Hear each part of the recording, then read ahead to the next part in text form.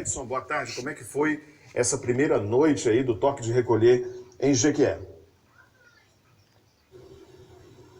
Medida que visa aí diminuir a circulação de pessoas na cidade. A gente está acompanhando agora então as imagens que foram feitas na cidade, mostrando ruas desertas na noite de Jequié.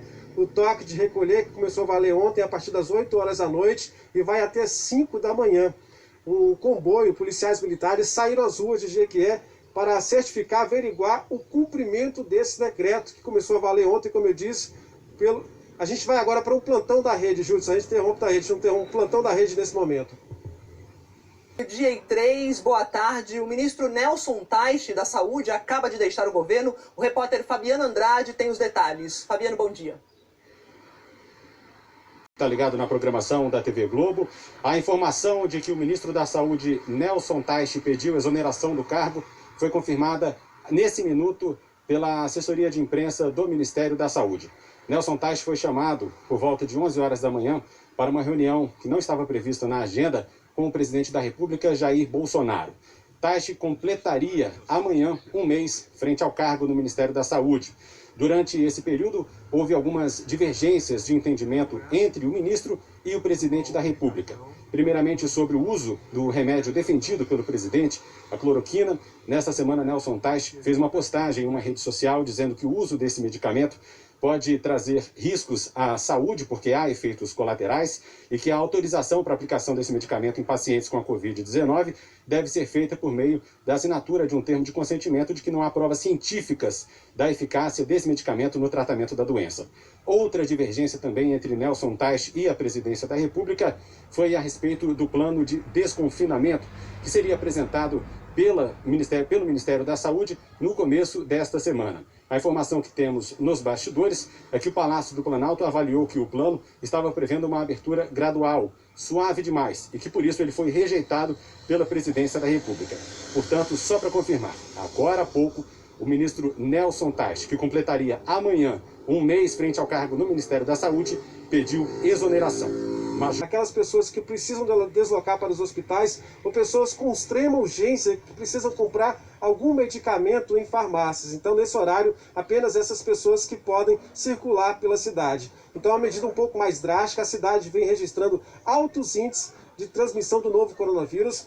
Só ontem foram confirmados mais novos casos, 14 novos casos de coronavírus na cidade. Então a cidade que até ontem tinha 128, agora já soma 142 novos casos para a Covid-19. Infelizmente, tivemos 3 mortes por Covid-19 em Jequié, uma situação preocupante e que vem criando toda essa situação, assustando um pouco a população, tendo em vista esses números negativos que vem se registrando em Jequié, uma população em torno de 155 mil habitantes. E a gente lembra que ainda está em vigor, Judson, até hoje, aquele decreto que flexibilizou o comércio em Jequié. Parte do comércio está aberto de 1 da tarde até as 7 da noite. Agora sai um novo decreto. Esse decreto diz o seguinte, que a partir de amanhã, a partir das 2 horas da tarde de amanhã, até o dia 25 de maio, esse serviço, esse comércio que estava aberto vai ter que fechar. Apenas serviços essenciais poderão funcionar nesse momento. Então começa a valer a partir de amanhã, às 2 da tarde, vai até o dia 25 de maio, esse novo decreto da Prefeitura de Jequié. Vitória da Conquista, de ontem para hoje, não tivemos casos novos.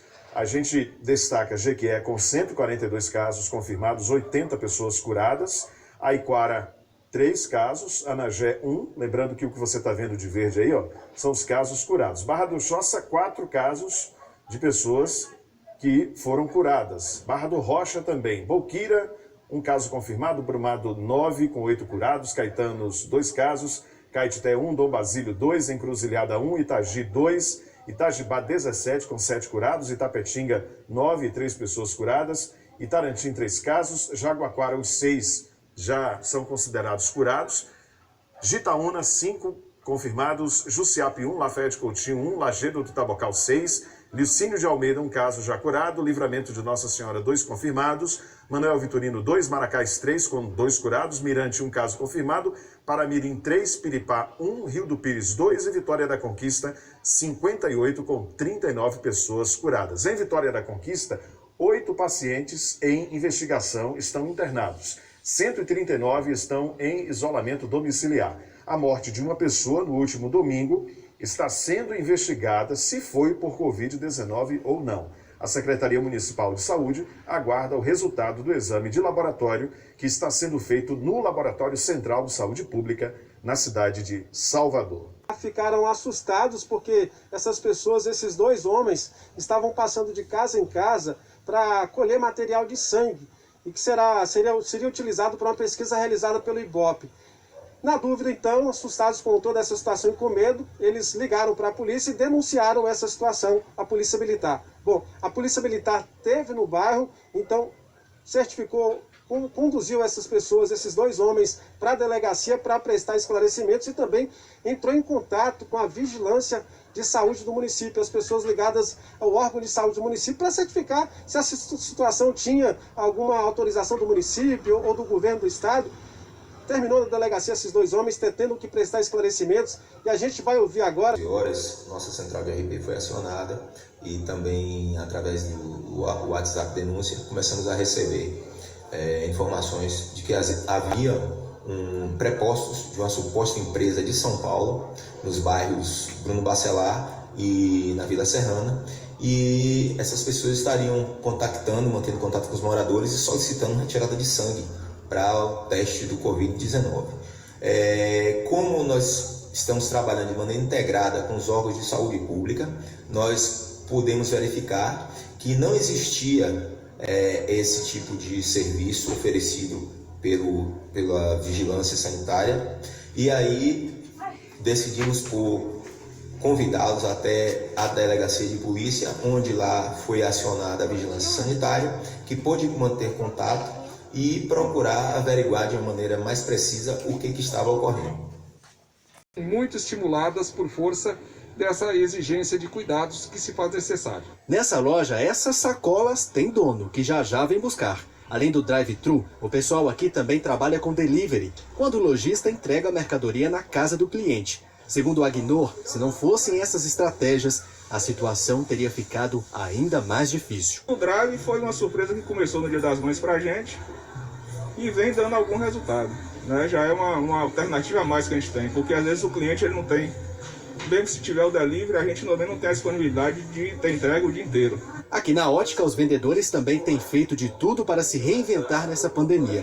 Seja o drive-thru ou o delivery, para o Valdinei, tudo passado agora já é aprendizado de sobrevivência para o comerciante. O consumidor estava acostumado com o atendimento online, de entrar no site, fazer a compra, escolher, mas não tinha alguém lá à disposição para responder às necessidades, às perguntas que ele faz ali naquele momento ou em tempo real. E hoje nós estamos buscando profissionalizar isso e ter um atendimento online profissionalizado, né, com mais eficiência, né, e dando mais conforto e segurança para o nosso cliente lá na ponta.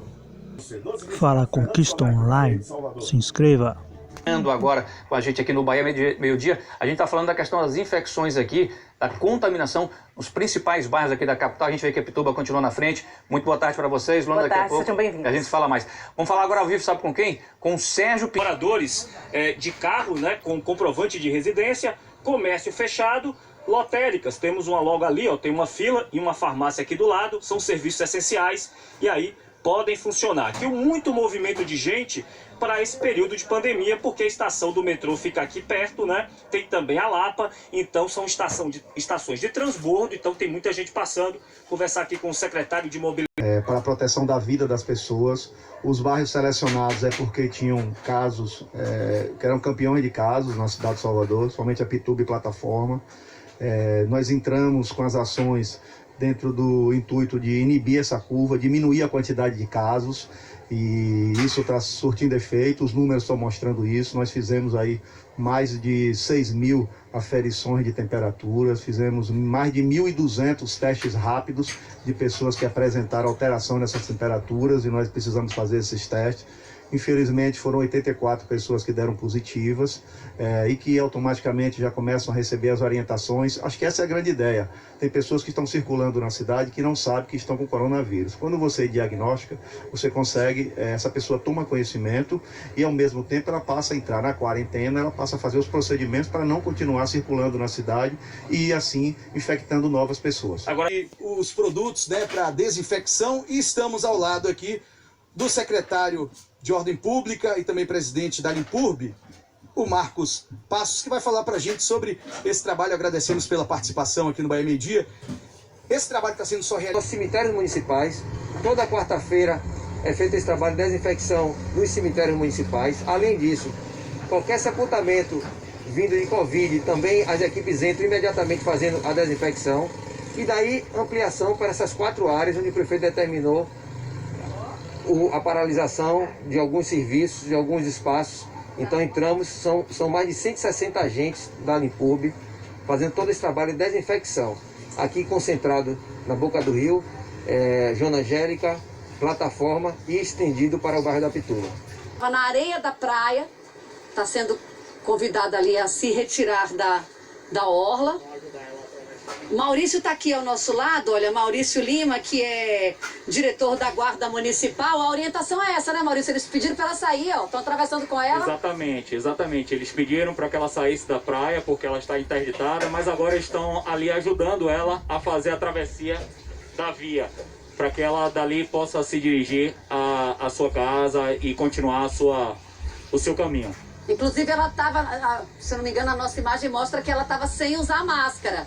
Um problema maior ainda, né? E ela vai continuar correndo lá do outro lado da pista, né, Maurício? Exatamente. A gente está fazendo essa fiscalização aqui, porque o decreto impõe a interdição de toda a orla e nessa travessia de ciclistas e pedestres. Então, na areia também as praias estão interditadas e a Guarda Civil Municipal está fazendo essa orientação àqueles que ainda estão vindo para a orla. Qualquer situação desse tipo, a atitude vai ser essa? Vai ser essa. As alertar, equipes estão... chamar a pessoa? Exatamente, André. As equipes estão orientadas a virem fazer a comunicação da interdição das praias e daqui do calçadão e pedir de forma bem negocial, de forma compreensível que as pessoas saiam da orla, que ela está interditada nesse momento.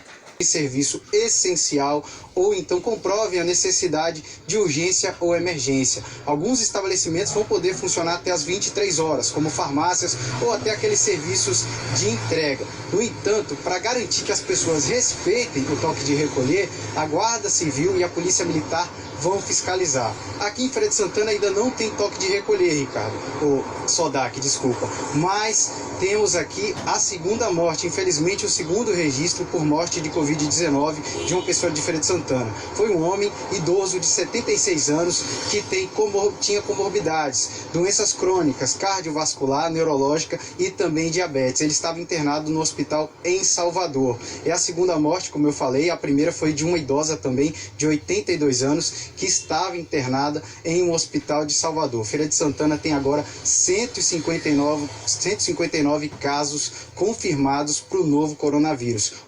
A gente separou leitos de isolamento para atendimento ao paciente de Covid que necessita de internamento.